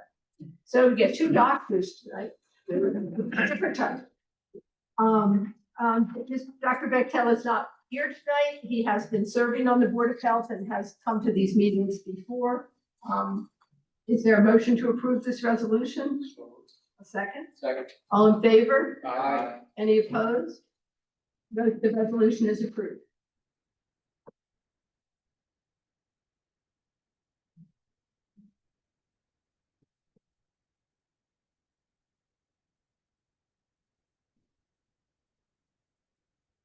The next item is a first reading of a resolution.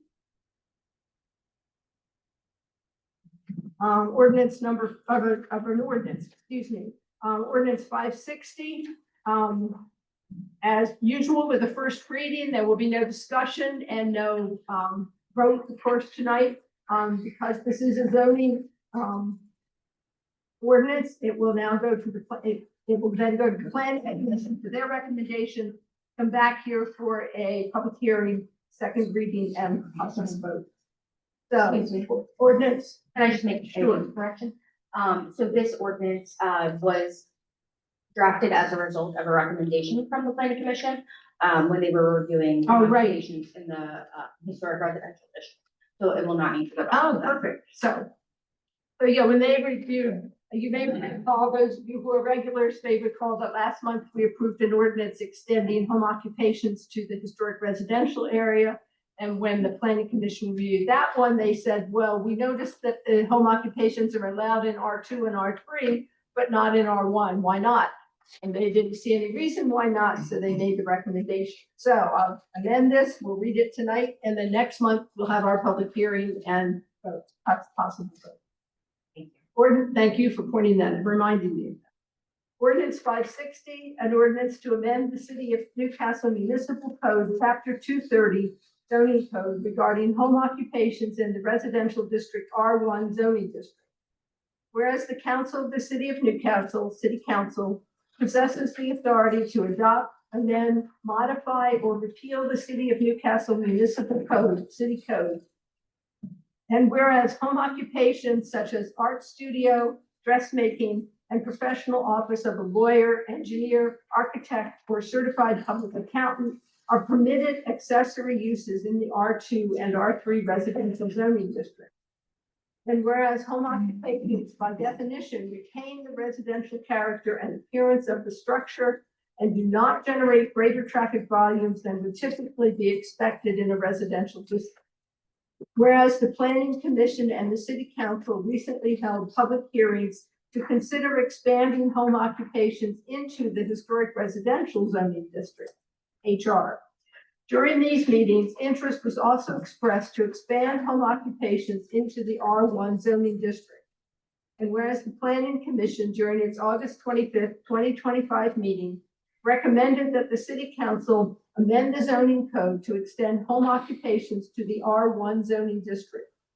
And whereas the City Council finds that, as in this case, as is the case in the R2 and R3 zoning districts, home occupations should also be permitted accessory uses in the R1 zoning district, subject to the standards enumerated in the City Code Section 230-1 definition.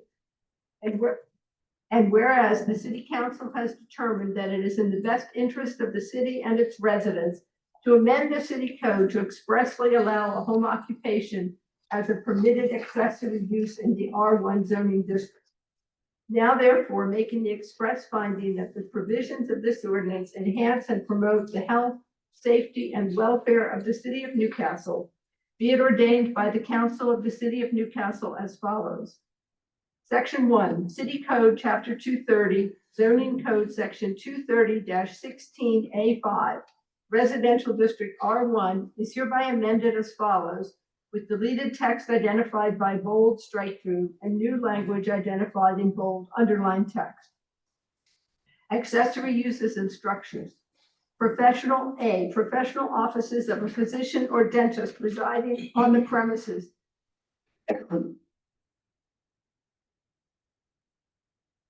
Provided that no more than 2 assistants are employed. The residential character of the structure is maintained. B, other accessory uses and structures clearly incidental and customary to and associated with the permitted use. C, and this is the addition, customary home occupations as defined in Section 230-1 of this chapter. Section 2, City Code Chapter 230, Zoning Code Section 230-17A4, Residential District R2 is hereby amended as follows, again with deleted text identified by bold strike through and new language identified in bold underlined text. Accessory uses and structures. A, those permitted in the residential district R1. B, the renting of one room to non-transient boarders or roomers. And omitted here is customary home occupations as defined in Section 230-1 of this chapter. If any section, subsection, sentence, clause, or phrase of this ordinance is for any reason held to be unconstitutional or invalid, such decision shall not affect the validity of the remaining portions of this ordinance. Section 4, in the event any existing ordinance or parts of ordinances are in conflict herewith, the provisions of this ordinance shall control. And Section 5, this ordinance shall become effective immediately upon its adoption by City Council.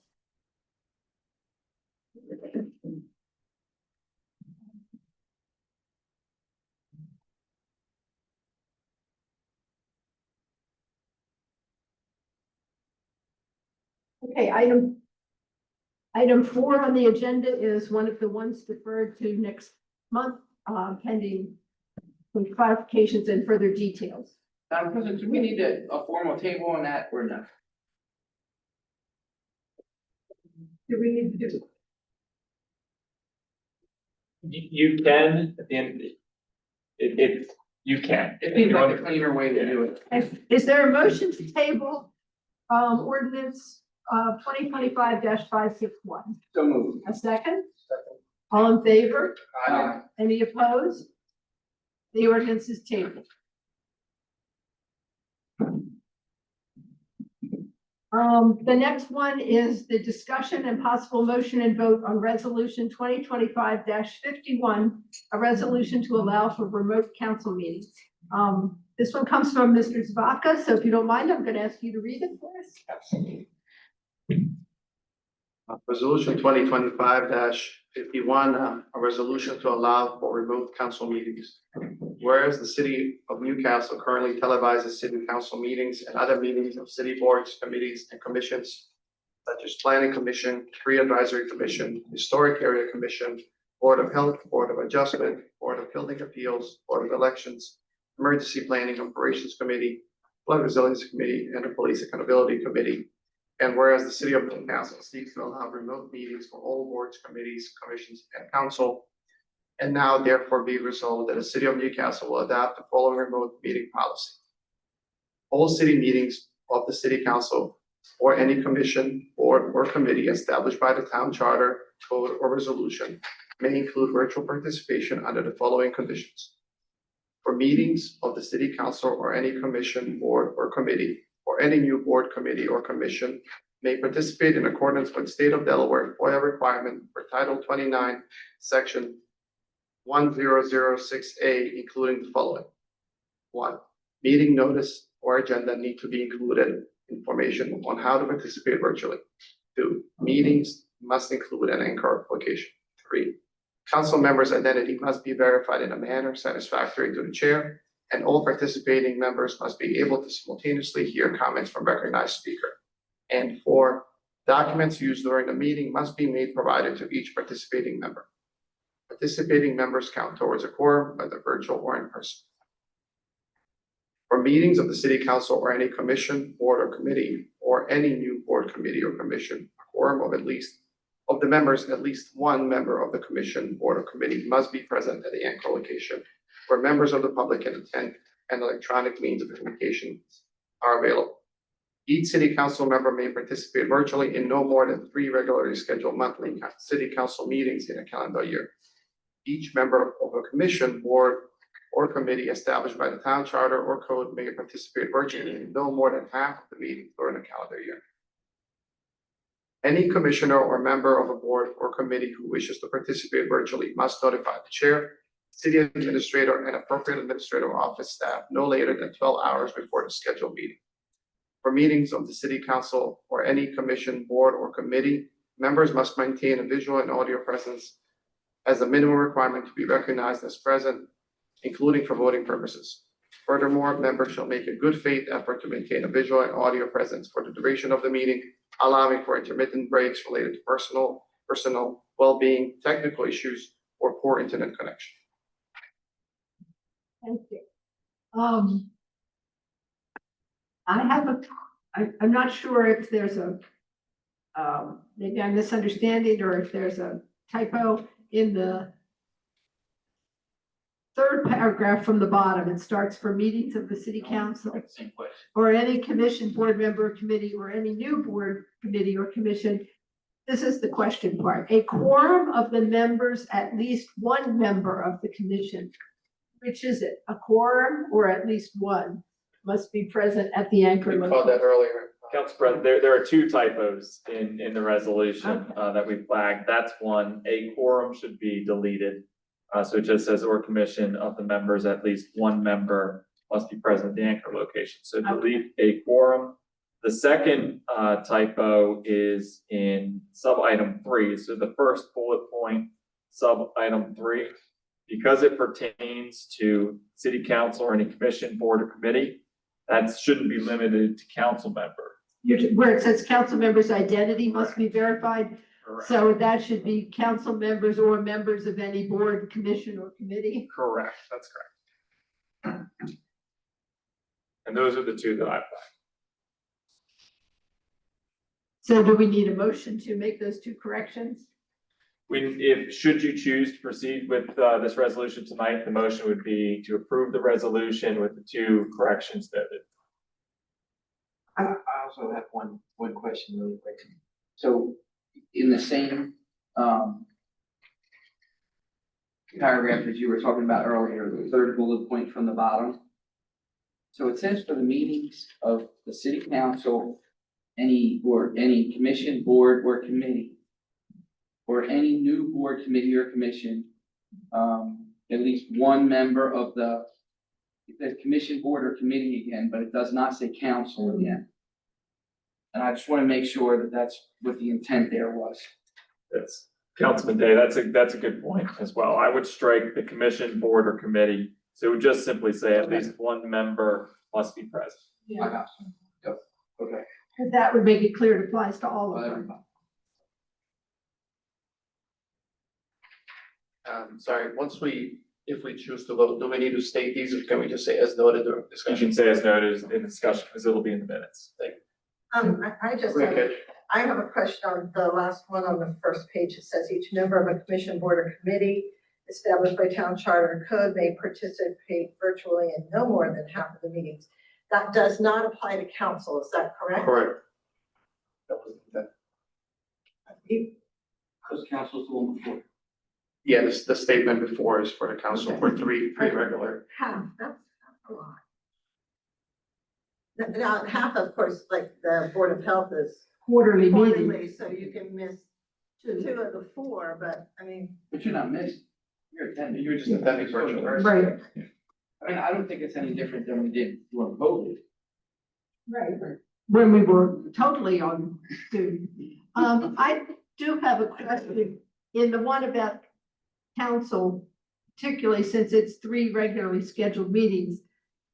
Do we want to make a provision for an exception for reasons of health with permission of, I don't know who, the council president, the city solicitor, or somebody? I mean, I could see a scenario where someone was undergoing cancer treatment and they're well enough to participate virtually, but their immune system is weak, and so it's really dangerous for them to be in a group setting. And maybe that treatment's going to extend over 6 months. And we have monthly meetings. So does that mean they would have to leave council because of that? We already had that happen with Brett, so. Right. So I just wonder if we want to add a sentence to this. Should a council member require more to need to participate in virtually in more than 3 regularly scheduled meetings, they may request, based on, for health-related reasons, they may request this. So should there be a need for a council member to attend more than 3 regular council meetings due to health reasons? Right. Maybe a request. They may request. Well, I would ask, say health, or maybe a family situation. Well, that's what I was right? just- So you can say, I support what you're saying, Council President, I think it makes sense. I'm in alignment, I think that makes sense. Well- And I also agree that, with approval of, city administrator and city solicitor, makes sense. Well, Mr. Hopkins? my only recommendation on that is so. So what this policy is this is gonna be a rule governing council. So council could always revise the rule as, situations warrant, speak tonight, by vote of council. So the question for council, and set aside this policy, if somebody had a health event and they couldn't be present at a council meeting at all, yeah, and you have those issues that are already going to come up. When you're talking about rules governing council, the threshold question is, do you want revisions to those rules to fall to council, or do you want to defer that to an individual? So what you're suggesting is to defer that to the city administrator, the city solicitor. If you're going to do that, I would not leave it to discretion. You would want to put parameters. My recommendation would be to keep it with council. And as those issues come up, you would just have a vote of council to apply a special circumstance. And if we did that, we could simply say for reasons of health, we wouldn't need to get into the person's Correct. private details. And that would cover somebody's mother in Chicago needs them to be out there for 4 months to take care of them and find nursing care or whatever's needed. but they could still participate virtually in the meetings. And again, they would simply send an email or make a phone call, and then we'd have to know that at least a month in advance so we could vote on it, right? That's correct. So we don't need an amendment to this for that, And my recommendation would be to leave it out of this resolution. because we can always do that for our own members. Correct. Okay. I'm okay to do that. Yeah, okay. We have 3 months to do it virtually. Right, I mean, It is, but yeah. particularly in a situation, well, I don't know, if you're caring for a family member, you never know how long those things are gonna take. But if by the second month you're not sure, you could always request the permission, and then if things get wrapped up early and you come back, nobody's gonna complain. And I'm okay adding amendment right now. We almost have a sentence drafted anyway, so But- whether it means there or not. It says we don't really need to do that we can simply do it. Council can simply do it. Yes, and you know, if that person had an issue and it just came up suddenly, they could also show up to the meeting virtually, and the members who are present could make that vote and then allow that person to participate. And we could do that on the spot without it having been on the agenda, Correct, yes. because it's an emergency situation. That's perfect. Yeah, I have to fly out tomorrow Yeah, yeah. because my mother fell or whatever. I have a question for Antonina, just real quick. I know we talked about emergency, like state of emergency. So I just wanted you to brief the council on potential amendment for that as well. Like, basically, we would suspend, there was a talk about in the state of emergency, we would suspend these counts for everybody so that, you know, it's like obviously. But most important one would be like that would not require we were asking for advice on whether that would require for an anchor location person to be there. So I don't, what did we get? Correct, Mr. Hoffman, and if it was a true state of emergency and we couldn't have an anchor location, then it would be acceptable to me. But it doesn't have to be a resolution then, is that correct? So if we had a big hurricane and the senior center was out of power and water, and there was no other building available and we had to do it virtually, we could do it and we could declare our own state of emergency. It wouldn't have to be the governor. Mayor could. That's correct. Okay. And so that provision is in FOIA, so. Okay, so we don't need to add anything for that either, because that's already there. I think the chair of the planning commission has a question. I do. I love your ability if somebody's got a long-term illness, but it's the comment sort of implied it's only applicable to council. What about the commissions or other?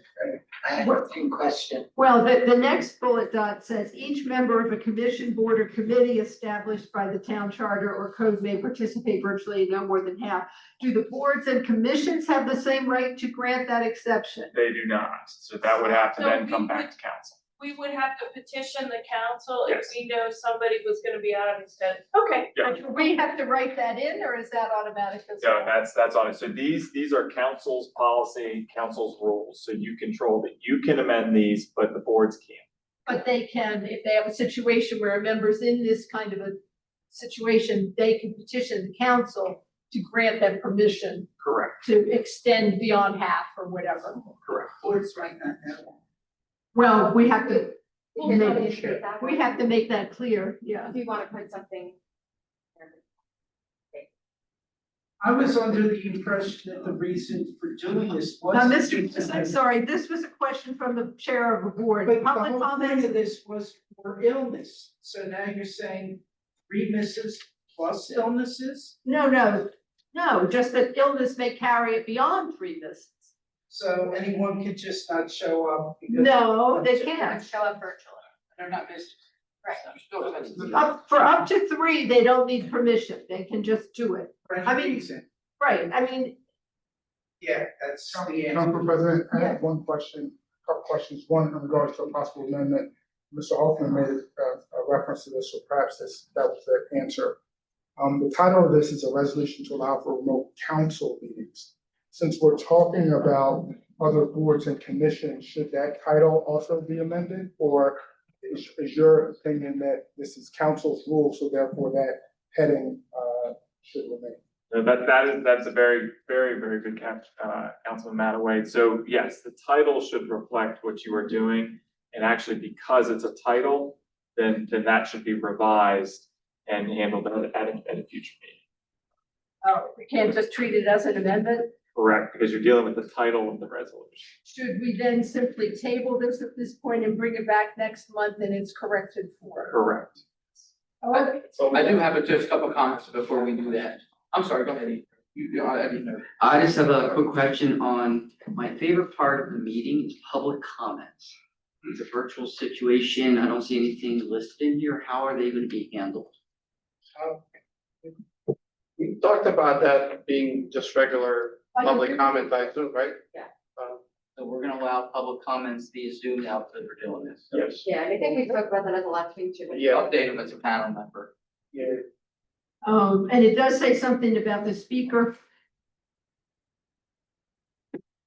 Does that have to be in here, the language about public comment? Yeah, so there's 2 points. So you have to have public comment.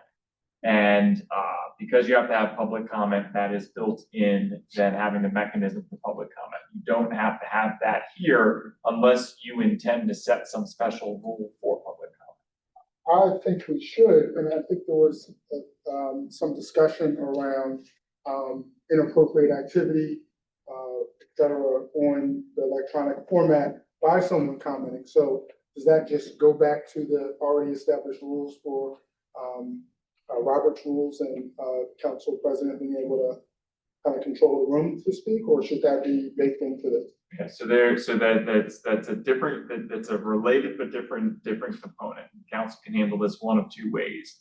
And so the recommendation is whenever you are dealing and opening the door to virtual meetings and public participation in virtual meetings, that you have protocols in place in terms of avoiding what's called Zoom bombing. And that could be something that you could write into a policy, or that could be something that the city administrator implements. But there, regardless of whether you include it or not, that is the recommendation to have protocols. I think during the pandemic, when we did everything on Zoom, my memory was we had I forget what we called it. She was then a city employee, is no longer an employee, but she was the Zoom master or whatever you want to call it. And to be admitted, when you first click join meeting, she had to approve you and pass you through. So obviously she's going to recognize council members and people from the community who want to participate. She probably recognizes most of them too. If there was someone, they say their name, she doesn't know everybody in the community, but they say their name and their address. So there's gonna be some discretion on this person's part as to who they admit, but I thought that sort of 2-step process of getting into the meeting was to guard against the Zoom bombing. Is that correct? Yeah, and that's how most jurisdictions do it.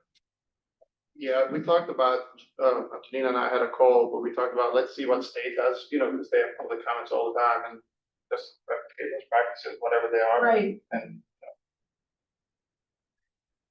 Okay, so Just something else, and I have a comment as well. I'm sorry, I just had 2 comments. So I heard what Brian said about the title, but it almost seemed to me like this resolution was just about as much about remote council meeting as about remote attendance at council and committee meetings. I don't know if that means a lot, but the second point that I wanted to make is so this would allow us to have a council meeting with just one council person here. So I don't think that would happen regularly, but I could imagine with the perception of the public, if they come here and council president's sitting there, you know what I mean? As the only one in the meeting. But they would see the other faces. Yeah, I understand, but when you leave here, you have questions and people and you know what I mean? No, I appreciate that, right? Like, we're all one team, right? And we don't want to get in a situation where one person's left to only answer, right? Because it can create morale issues and stuff like that. Well, I respect. I'm not even saying I want to change it, I'm just saying, you know what I mean? I hope we all are aware of the perception and that, you know what I mean? We do this as needed. And also, Councilperson Day, I enjoy coming to these meetings. I enjoy seeing you all. I enjoy seeing residents. My hope is that this creates some flexibility, but does not have us now in a room where nobody's here. Right? That, in my opinion, would defeat this whole purpose. Right. yeah, this was one of those things where I was attending a virtual meeting but didn't have a right to vote. And I learned that the hard way with, you know, like I was kind of gutted. I wanted to vote on something, you know, and I wasn't able to. So I was like, this, so speaking of title, I don't know if this has changed to talk about, you're allowed to attend remotely right now. You just don't have the vote powers, right? So that's the really what this allows, obviously, you know, And it- meetings, but really allows you to vote. And it also allows for public comment via Zoom. Correct, That's the other yeah. big change. So, Now, and the fact that on the other side, the first bullet point on the second page, you have to request permission 12 hours in advance or notify them. It's not so much advance asking for permission, but notifying them that you're going. And that would make sure that we have someone here at the inclusion. Right, so, and that would get into the situation of if there was only gonna be one person here, the administrator might say, really, you can't make it? Cause, you know, 3 other people have to be out, have to be on Zoom tonight, Right, right? well, if we're gonna have, you know, some people absent, some people virtual, one person here, will we actually have a quorum? So, It would be rare, but. I don't think, the intent wasn't for us to be here, it was just to kind of give us flexibility, give people flexibility to join in on a rainy day or a cold day or snowy day, not to come and like attend as a public, you know. Right, but in that advantage to the public, they have greater flexibility than we do, obviously. I think we would all have a sense of responsibility that it would have to be We're making something pretty, snow, yeah. pretty serious before we would switch to that option, but. so I'm assuming we're gonna have to put tracking in this. Make sure that we identify how often this occurs, but let's say someone goes for a 4th time and we only allow for 3, what happens? Because it would depend on the reason, and we would have to say, well, councilperson X has already missed 3 meetings this year, but now has a health emergency or whatever. Let's say there isn't an excuse. I'm just trying to be a devil's advocate. There's nothing in here saying that when you hit the limit on what happens. I think I would like to Does that discuss mean- that at that time, honestly, because like, in the history of this city, well, no, in the history of this city, people have not been missing these in person. So I don't see anybody attending once virtually on the council, not like, obviously outside of health reasons, but, so I don't wanna talk about hypotheticals, what we do if somebody 4th time attended virtually without an excuse, let's say it wasn't. I think there's already some provision in, because I remember many years ago, there was a council person who had a serious health problem. I mean, this before Zoom even existed, so that wasn't a question. Missed a number of meetings in a year, not consecutive, but still was up to like 4 or 5 in a year. And there was some considerable discussion about could this person continue to serve? And the person ultimately did, but then I think when the term expired, didn't run for re-election, and it had primarily been a health issue all along. I think we just need to define that over the time, over the limit that's being provided, that they use their voting rights. Yeah, they don't get permission to vote. And 4th time, you don't get to, I mean, yeah, sure. But that needs to be added. Well, it would depend on the reason. If the council didn't excuse the 4th absence, right? Well, you're elected in good faith to attend the meeting. And be able to vote at the meeting. And I could be, might be wrong on this, and it goes back to before COVID. A while ago, that we put something, we actually talked about being able to call in remotely before, and that was shut down. So Zoom didn't really, Didn't exist. you know, I can, maybe not this council, but perhaps other councils might abuse, you know, I think. Well, it would be up to the rest of council to release. Well, that would be so subjective, that's why I'm thinking you need to have very specific rules as to, I mean, you got 3 in there, but. I think Mr. Hoffman had something else to add. 2 points. So the first point in terms of call in and whatnot. So the ability, the rules on the remote participation are governed in part by state law as well. So you actually couldn't do that because FOIA has a lot of these parameters. But the second part, in terms of, you know, what happens if a rule is violated, well, that's getting into removal provisions and whatnot. I have not researched that issue. I hope I never have to research that issue. But the removal standards for council are going to be different than the removal standards for boards. Right. And so you wouldn't need to specify it in the rules, but a violation of the rule could inform a removal process. Right, and I seem to remember there was an issue of removal for some egregious behavior some years ago. And basically the solicitors said, unless they are convicted of a felony under state law, it's up to the voters to remove them at the next election. Correct, and that's a council, Right, not a piece. board or commission. Board is gonna be a different, And some of our boards and commissions, I think, specify that for removal, a public hearing is needed, and others do not say that. So it would depend on the particular board or commission and what its rules were as spelled out in our code. that's correct. Okay, well, we still need to table this. I'll make a motion to table. Wait, before you do it, one more time. I'm sorry. You asked me, when we first talked about this, about researching any issues we may have here or at the, community room with, and during a Zoom meeting.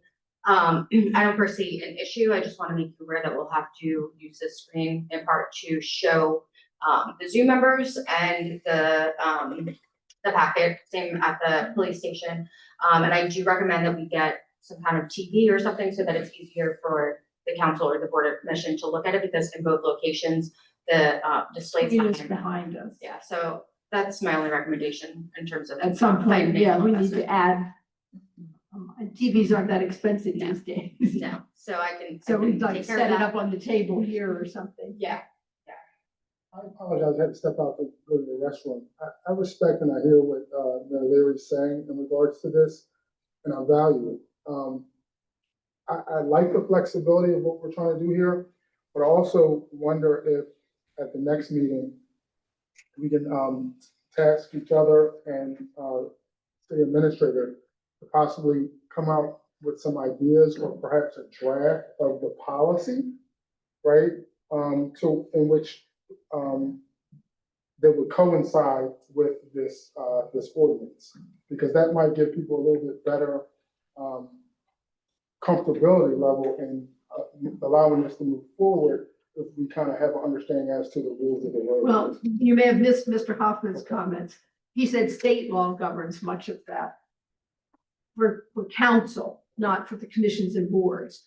So, perhaps what we need for the next meeting is to have that section of state code in our packet so we know what it says. And then we can work from there. Does that make sense? And you will make the incorporated changes we talked about today, will be. Okay.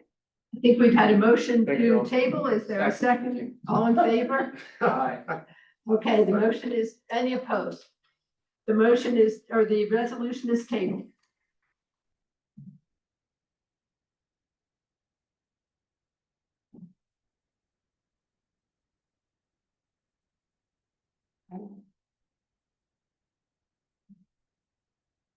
Okay, the next is in your packet. We have an application for a vendor permit. Number 7. When we get to it, yeah, to vote to be. Oh, that's, This is 6.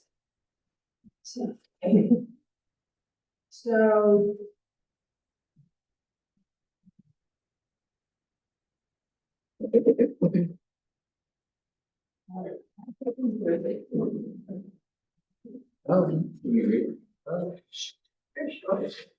The vendor permit. Yeah. Sure, go ahead.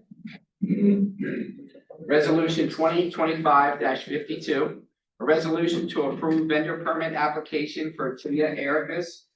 Whereas the city of Newcastle code requires licensing of vendors within the city of Newcastle, and whereas Tia Ericus has petitioned to be considered for a vendor's permit and has supplied all of the required documentation, including required insurance, state health department certificate, and city of Newcastle business license. Now therefore be it resolved that the city of Newcastle has granted Tia Ericus a vendor's permit to sell food and drink items.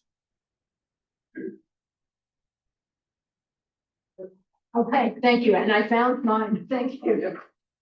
So we have the vendor permit, this is a food business, coffee, baked goods, and yerba mate tea, I don't know what that means. And I think we probably have, yeah, we have a copy of their business license. We have a request, We have a certificate of insurance. We have the health certificate, since it's a food vendor, and we have some pictures of what it's a food truck or looks like a trailer that would be towed by a pickup. I'll make a motion to approve the vendor's permit. Yeah, it's not in it's not, it's a different type of food than our current mobile food vendors that we have granted. I'll second. All in favor of granting this permit? Aye. Any opposed? The permit is granted. A coffee. Okay, the next item, number 7, the resolution 2025-53 regarding some parking restrictions on a specific street. I'll make a motion to table. Okay, all in favor? Aye. Any opposed? Motion is tabled. And the next is a council discussion about the amendment to the lease between the mayor and council of Newcastle and the Bull Hill Boatyard. And Mr. Day, since this is yours, I'll ask you to introduce this one too and introduce it. Absolutely. So, as you all know, we worked on a lease between the city and the Bull Hill Boatyard. They've been doing cleanups. They've made a lot of tremendous progress. One of the issues came up, the city requires the Bull Hill Boatyard to have insurance. That insurance per year is $3,800. So it's a lot of money. So the members obviously are all have paid the insurance and we're fine. But it brought up one of the issues in the lease, required us to allow residents to launch boats from there for $10. Now, as far as we could tell, that $10 was from at least the 90s. So we wanted to raise the price to $50. As we are taking on the liability and the cleanup and everything. So we're just asking the price to be $50 for a launch. And so. For a non-member. That's right, for a non-member. So with that, I am proposing a motion that we amend section 4N of the October 1st, 2024 lease between the mayor and council of Newcastle and the Bull Hill Boatyard Incorporated to replace $10 per launch with $50 per launch, and to authorize staff to prepare the necessary amendment, to effect this change, and further to authorize Council President Souter to sign the written amendment. And since this is neither a resolution nor an ordinance, we don't have to read the whole thing, right? Nope, Councilman Day made the motion, so you just need a second. Okay, is there a second? And the rest of the terms of the lease would remain the same? Exactly. Okay. Before we move, can I just ask a question? Have you, can you tell me more about what is the typical price for non-members at other, boat? Just curious, Well, when we looked, there was a range from 75 to 150, to be honest with you. There's none even in the $50 range. You didn't want to get that range up here in front of us for, wanting to be more competitive. Well, I don't even think it's about being competitive because, for boat launches, we have Delaware City, which is run by Denrec, and then there's 7th Street up in Wilmington, that's actually another Denrec facility. So I don't think it's really about a competition thing, more as the members are paying their membership for all this liability, the cleanup, the maintenance, and everything else. And it seems, if somebody's only going to launch 8 times a year, why would they become a member if they can do it for $80 instead of $100? It seemed almost unfair to the membership. And I'll tell you, most of the members, don't have boats. People contribute, are members and just want to be part of it. It's, it is a nice place in the city. But we didn't feel that it was fair for somebody to be able to come and launch for $10. So that was the reason. I think there's a limit to the size of the boat you can do it there, because it's a fairly short boat. It is. Yeah, so they're looking at a lot of baskets. So that's a practical limitation. We don't need this. Okay, is there a motion to approve this amendment to the lease with the Bull Hill Boat Club? So moved. Second, that's right, we paused before the vote. Yeah, Okay, all in favor of amending this lease, say Aye. Any opposed? Okay, permission is granted to amend the lease. The last item on the agenda is the discussion of city awards for employees, citizen and business awards. Now, if you've read through this, you'll see that we have some nominees, but we don't have information on all of them as to what their contribution is. And so we really don't have full information for making a judgment. By my way of looking at it. Typically, especially for the employee awards, we announce them at the employee holiday party in December. If we defer this to our December meeting, give time to get this additional information, and we pass it at that meeting, there would still be time to announce it at the party. Is that correct? Yeah. So, and then usually we make the formal presentations at the January meeting for everybody, so obviously there'd be time for that as well. So do you want to go forward with making the decision tonight, or do you want to wait until we have the additional information? I would say if it doesn't hurt, we can wait until we have the additional information. I don't see any needs for us to pass it tonight unless somebody knows otherwise. Absolutely. I'm okay with that. Okay, all right, so this isn't a resolution, but we'll still do it cleanly. Is there a motion to table this item? No, I think, Sure. comment, I agree, but I think we had a special meeting, early this week, or last week, aren't we having another one prior to? Not that I'm aware of. We have a special meeting for an executive session on Friday. Oh, but it's an executive So we session, couldn't do it then, right? because it's not a public meeting. Oh, we have that. Okay. Make a motion, David. A second? Second. All in favor? Aye. Any opposed? Okay, this item is also tabled. And now, is there a motion to adjourn? Motion for adjourned. Second? Second. All in favor? Aye. Any opposed? Yes. I have motion.